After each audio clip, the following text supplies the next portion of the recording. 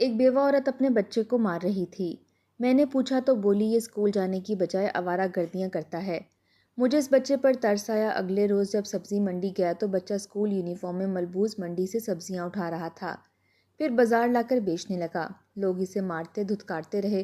سبزیاں بیچ کر جو پیسے ملے میں سمجھا کہ شاید بچہ ان سے کھانے پینے کی چیزیں لے گا، مگر میرے پیروں کے نیچے سے زمین نکل گئی جب وہ بچہ ایک دکان پر جا کر بولا کہ میں اپنے ہی دھیان میں چلتا ہوا اپنے گھر کی جانب جا رہا تھا۔ آج مجھے میری پہلی سیلری ملی تھی اور میں بہت خوش تھا۔ سوچ چکا تھا کہ ان پیسوں سے کیا کچھ کرنا ہے۔ میرے اپنے گھر کے حالات بھی کچھ اچھے نہ تھے۔ غربت میں ہی زندگی کاٹی تھی، در در کی ٹھوکریں کھائی تھیں، کہاں کہاں اپنے جوتے نہیں گھسے تھے، اور آخر کار اب جا کر میری نوکری یہاں پر لگ چکی تھی جہاں پر مجھے ایک معقول معاوضہ مل رہا تھا۔ آج اپنی پہلی تنخواہ دیکھ کر میں بہت خوش تھا۔ سوچتا ہوا جا رہا تھا کہ یہ پیسے جا کر پہلے اپنی ماں کے ہاتھ پر رکھوں گا، پھر ماں جو پیسے دے گی ان سے سودا سلف لاؤں گا۔ بہن کو جلیبی بہت پسند ہے، اس کو جلیبی لا کر دوں گا، اور اپنی ماں کے لیے سب سے پہلے تو 3-4 نئے سوٹ بناؤں گا۔ وہ جو چادر کر کے گھر سے باہر جاتی ہے وہ بھی بہت زیادہ پھٹ چکی ہے، پرانی ہو چکی ہے، جگہ جگہ میری ماں نے پیوند لگا رکھا ہے۔ نئے کپڑے اور نئی چادر لا کر دوں گا۔ ساتھ ہی یہ بھی سوچنے لگا کہ بس جیسے جیسے پیسے زیادہ ملتے جائیں گے میں اپنا گھر بھی نئے سرے سے تعمیر کر لوں گا۔ دیکھو تو کتنا پرانا ہو گیا ہے، کسی روز خود پر ہی نہ آ کر گر جائے۔ یہ سوچ سوچ کر میں اندر ہی اندر خوش ہو رہا تھا کہ اب بس میرے برے دن ختم ہو چکے ہیں۔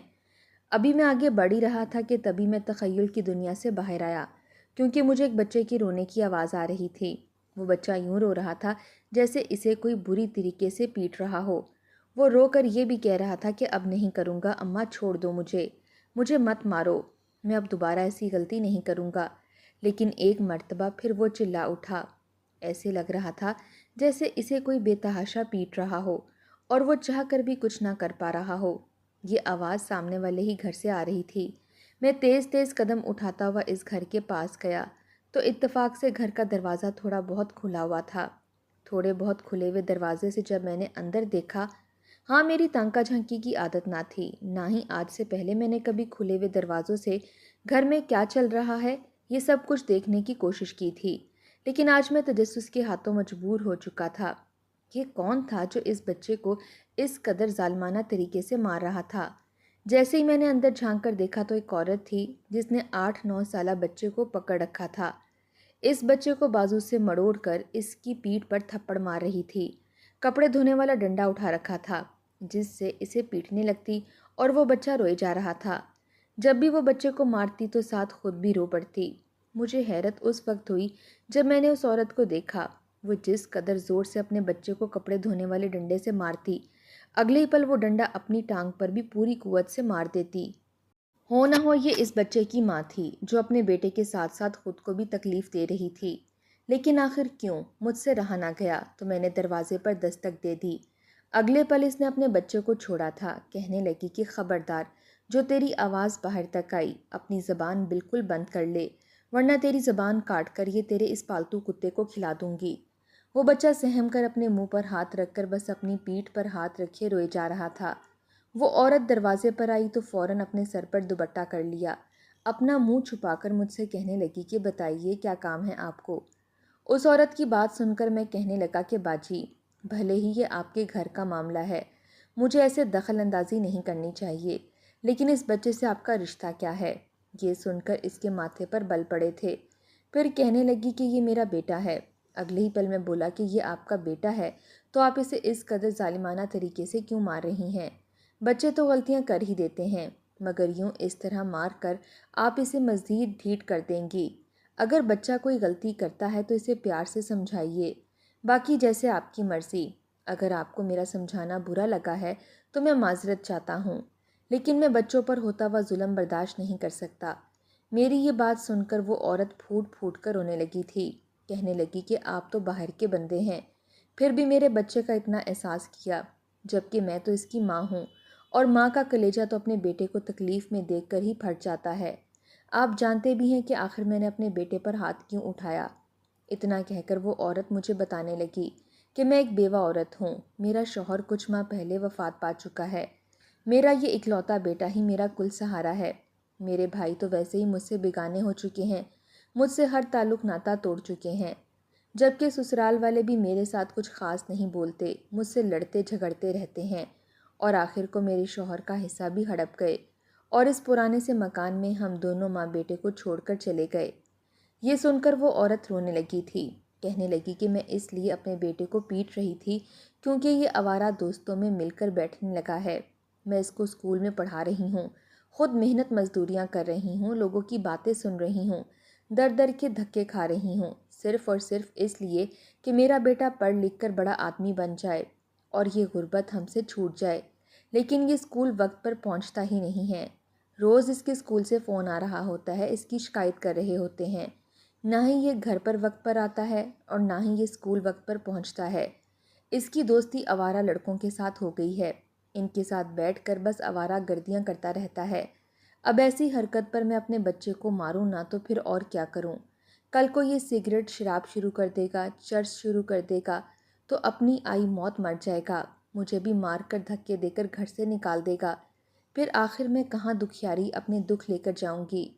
اس عورت کی بات سن کر مجھے سچ مچ اس بچے پر حیرت ہوئی تھی، جو ایک جانب کو بیٹھا اپنی پیٹھ کو سہلا کر روئے جا رہا تھا۔ پھر بھی میں نے اس عورت کو یہی تلقین کی کہ اگر آپ اپنے بچے کو پیار سے سمجھائیں گی تو وہ ضرور سمجھے گا، اللہ تعالیٰ آپ پر رحم فرمائے۔ اتنا کہنے کے بعد میں نے اپنی سیلری سے 500 روپے نکال کر اس عورت کے ہاتھ پر رکھ دیے۔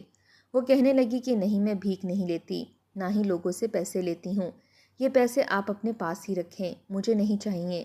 لیکن میں اسے کہنے لگا کہ نہیں باجی، میں آپ کو اپنی بڑی بہن سمجھ کر یہ پیسے دے رہا ہوں، میں بھی آپ ہی کی طرح متوسط طبقے سے تعلق رکھتا ہوں، اس لیے آپ کا دکھ سمجھ سکتا ہوں، آپ یہ پیسے رکھ لیجئے۔ یوں اس نے روتے ہوئے مجھے دعائیں دیں اور وہ پیسے رکھ کر دروازہ بند کر لیا۔ اس بچے پر مجھے بڑی حیرت ہوئی تھی، جب تک گھر پہنچا یہی سوچتا رہا کہ خدا اس بچے کو ہدایت دے، اس کی ماں اس کی خاطر، اسے پڑھانے لکھانے کی خاطر کیا کچھ کرتی پھر رہی ہے۔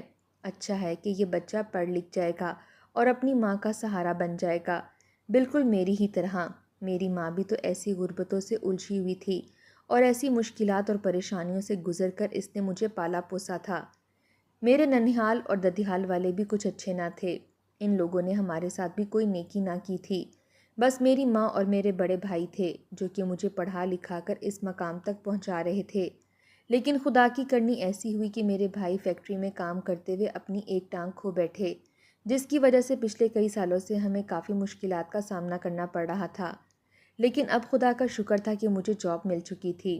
آج تو ہمارے گھر میں عید کا سما تھا، کیونکہ میں ایک اچھی تنخواہ لے کر گھر آیا تھا۔ اگلے روز جب میں دوبارہ کام پر جانے لگا تو مجھے یاد آیا کہ امی نے مجھے سبزیوں کی لسٹ بنا کر دی تھی جو کہ مجھے بازار سے لے کر جانی تھی۔ میں نے وہ ساری سبزیاں لینے کی خاطر بازار کا رخ کیا، لیکن کوئی تازی سبزی نہیں مل رہی تھی۔ اس دن تو کام سے آتے ہوئے بھی میں کافی لیٹ ہو چکا تھا، اس لیے سوچا کہ اب میں کل صبح منڈی میں جاؤں گا اور منڈی سے ہی جا کر وہاں سے تازہ سبزیاں لے لوں گا۔ اگلے روز جب میں منڈی جانے کے لیے نکلا تو منڈی میں جو کچھ میں نے دیکھا، میری آنکھیں حیرت سے پھیل چکی تھیں۔ جب میں منڈی میں داخل ہوا تو مجھے ایک جانب کو ایک 8-9 سالہ بچہ یونیفارم میں دکھائی دیا جو کہ سبزی والی ایک بڑی گاڑی کی طرف بھاگ کر جا رہا تھا۔ میں سمجھ نہ سکا کہ آخر یہ ماجرا کیا ہے۔ یہ بچہ مجھے اس بچے کی طرح لگا جو اس دن اپنی ماں سے مار کھا رہا تھا۔ میں دھیرے دھیرے چلتا ہوا اس کے پاس گیا، لیکن پھر جو حرکت اس نے کی میں دیکھ کر حیران رہ گیا۔ جیسے جیسے لوگ گاڑیوں سے سبزیاں اتار رہے تھے جو بڑی بڑی بوریوں میں بھرے تھے، وہاں پر آنے والے دھاڑی دار ٹھیلے والے ان سبزیوں کو ان سے لے رہے تھے تو بوریوں میں ڈالتے ہوئے اکثر سبزیاں، پیاز، ٹماٹر، آلو وغیرہ گر رہے تھے۔ جیسے ہی کوئی چیز گرتی وہ بچہ فوراً اپنے پاس موجود ایک تھیلے میں ڈال لیتا، پھر کوئی چیز گرتی تو وہ پھر اٹھا رہا تھا اور وہ چیزیں ان سے لے رہا تھا۔ ایک مرتبہ تو بچے نے جب نیچے ہاتھ بڑھایا تھا کہ وہ آلو اٹھا سکے تو دوسرے شخص نے اس کے ہاتھ پر اپنا پاؤں رکھ دیا۔ وہ درد سے بلبلا اٹھا، بجائے اس بچے کو سنبھالنے کے اگلے ہی پل اس شخص نے زناٹے دار تھپڑ اس کے منہ پر مار دیا۔ کہنے لگا کہ اندھا ہے کیا؟ یہاں کیا کر رہا ہے؟ باپ کدھر ہے؟ جا دفع ہو جا یہاں سے، تجھے نظر نہیں آ رہا کہ کام کر رہا ہوں؟ بلا وجہ کہیں نیچے آ کے مرمرا گیا تو بلا وجہ ہی ہم پر کیس بنتا پھرے گا۔ میں خاموشی سے اس کی ہر حرکت کو نوٹ کرتا رہا۔ جب وہ بچہ منڈی سے نکل آیا، اس کے تھیلے میں بہت ساری سبزیاں بھر چکی تھیں۔ یوں بار بار گرنے کی وجہ سے اور سبزیاں اٹھانے کی وجہ سے اس کا یونیفارم کافی گندا ہو چکا تھا۔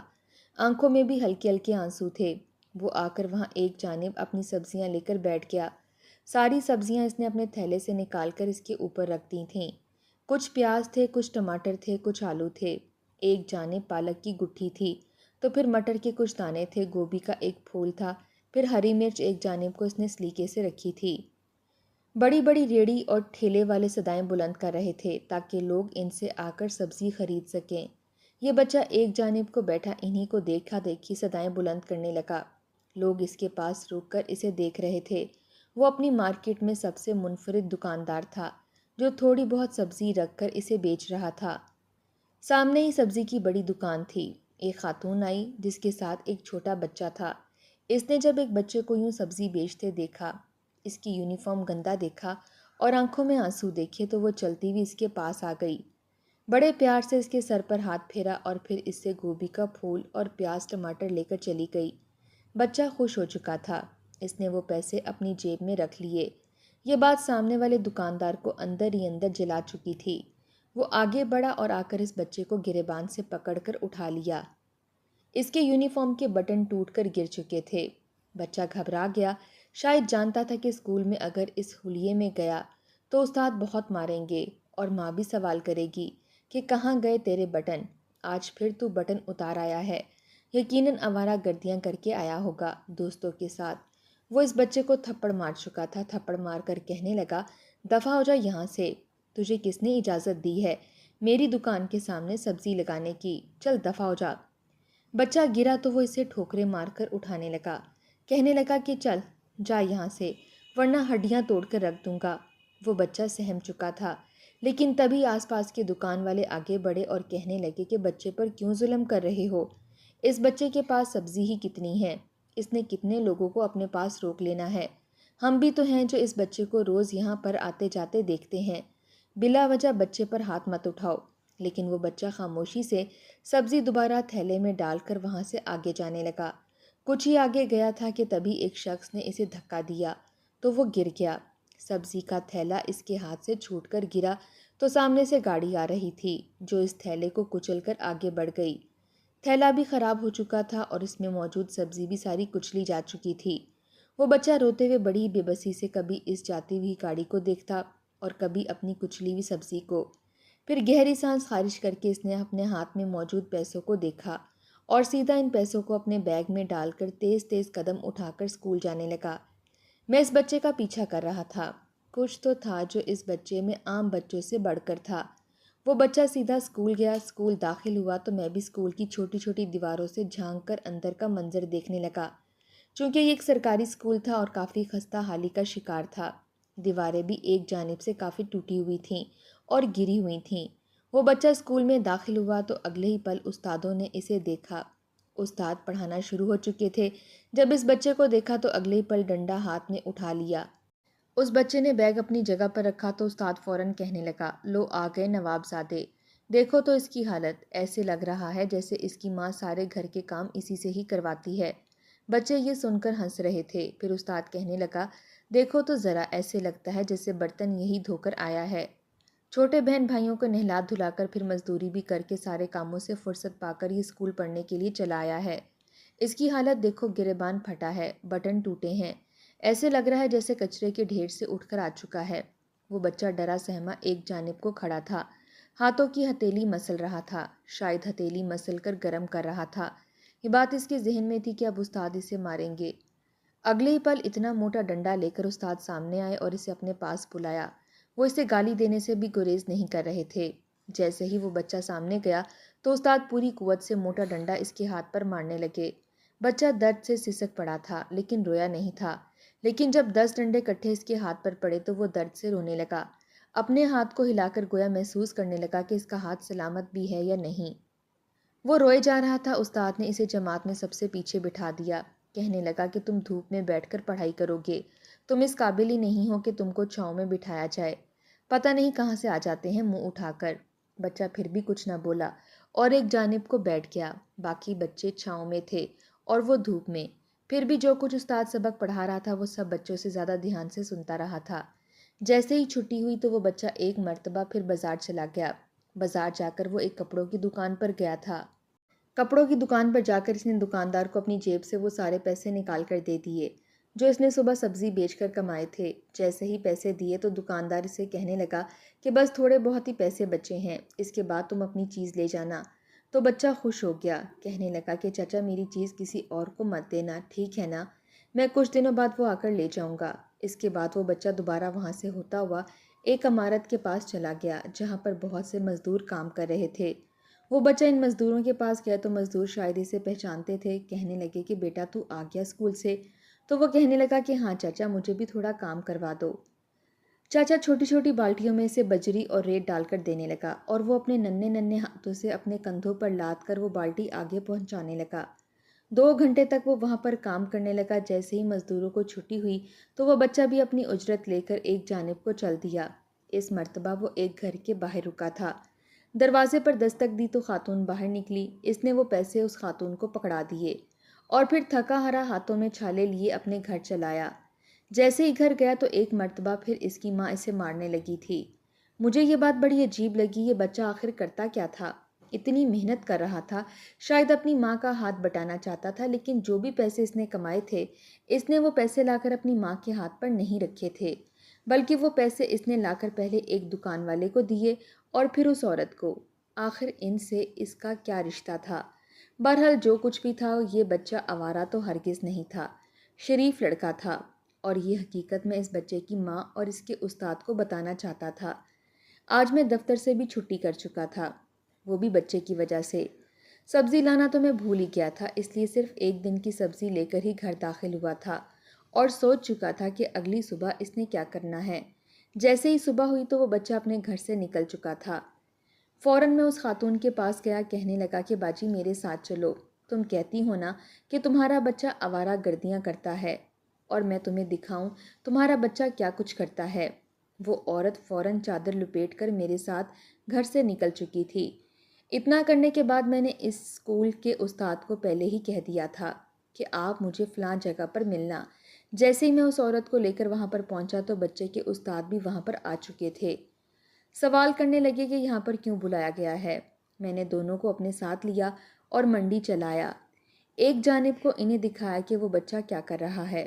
آج بھی معمول کے مطابق وہ گری ہوئی سبزیاں اٹھا اٹھا کر ایک شاپر میں بھر رہا تھا۔ جیسے ہی سبزیاں شاپر میں بھر گئیں تو وہ ان سبزیوں کو لے کر بازار چلایا۔ لوگ اسے دھتکار رہے تھے، مار رہے تھے، لیکن پھر بھی وہ خاموشی سے ایک جانب کو بیٹھا آنکھوں میں آنسو لیے سبزی بیچنے کی صدا لگا رہا تھا۔ کتنے ہی لوگ وہاں پر اس سے سبزی خرید بھی رہے تھے۔ اس کی سبزی تھوڑی سی ہوتی تھی، اس لیے جلد ہی بک جاتی تھی۔ جو پیسے اس کے پاس آتے تھے وہ پیسے لے کر وہ وہاں سے جانے لگا تو اچانک سامنے دکاندار والا انکل آیا، کہنے لگا کہ ان پیسوں پر میرا بھی حق ہے، 50% پیسہ مجھے دے دو، کیونکہ تم میری دکان کے سامنے دکان لگاتے ہو اور میرے گاہک چوری کرتے ہو۔ وہ بچہ سہم چکا تھا، جبکہ اس کی ماں آنکھوں میں آنسو لیے یہ منظر دیکھ رہی تھی۔ استاد بھی گویا بالکل ساکت ہو کر کھڑے تھے۔ اس کے بعد وہ بچہ ایک دکاندار کے پاس گیا تھا۔ سب کی جھڑکیاں سہ کر وہ دکاندار کے پاس گیا تو دکاندار نے اسے ایک سوٹ پکڑا دیا۔ آج اس کے پیسے ایک سوٹ کے لیے پورے ہو چکے تھے، تو دکاندار سے سوٹ لینے لگا تو وہ خوش ہو گیا۔ خوشی خوشی اس سوٹ کو لے کر وہ بھاگ کر آج ایک گھر کی طرف گیا تھا۔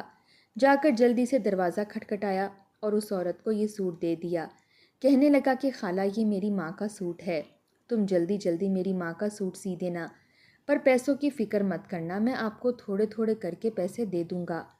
وہ عورت بھی وہ سوٹ لے کر گھر میں جا چکی تھی اور وہ بچہ پھر وہاں سے تیز تیز بھاگتا ہوا واپس اسکول پہنچا تھا۔ تب تک استاد اسکول میں جا چکے تھے۔ ہمیشہ کی طرح آج بھی اس نے بیگ ایک جانب کو رکھا تھا اور ہاتھ نکال کر استاد کے سامنے گیا تھا کہ استاد اسے مارے گا، لیکن استاد نے اگلے ہی پل اسے سینے سے لگا لیا اور کہنے لگا کہ مجھے معاف کر دو، میں نے تم پر بہت ظلم کیا۔ اسے اپنے پاس بٹھایا، پانی پلایا، اس کے بال سنوارے۔ بچہ بھی حیران تھا کہ آخر استاد کو ہوا کیا ہے، اور اسے سب سے آگے بٹھا کر پڑھایا تھا۔ آج جب مزدوری کر کے گھر گیا تو اس کی ماں نے اس کے لیے کھانا بنا کر رکھا تھا۔ اپنے بچے کو خوب پیار کیا، اس کے ہاتھوں کو چوما اور پھر اسے اپنے ہاتھوں سے کھانا کھلایا۔ بچہ سمجھ نہیں پا رہا تھا کہ ماں میں اتنا بدلاؤ کیسے آ گیا۔ تبھی میں گھر میں داخل ہوا تو اس کی ماں اسے کہنے لگی کہ بیٹا میں سب کچھ جان چکی ہوں، لیکن تم یہ کپڑے لے کر کہاں گئے تھے؟ وہ بچہ رونے لگا، کہنے لگا کہ اماں تمہارے سارے کپڑے پھٹ چکے ہیں۔ تم جب اوروں کے گھروں میں کام کرنے جاتی ہو تو تمہارے کپڑوں میں جگہ جگہ پیوند لگے ہوتے ہیں، تمہارے سر کی چادر بھی پھٹی ہوتی ہے، اس لیے میں تھوڑے تھوڑے پیسے جوڑ کر محنت مزدوری کر رہا تھا تاکہ تمہارے لیے سوٹ لے سکوں اور تم اچھے کپڑے پہن کر جا سکو۔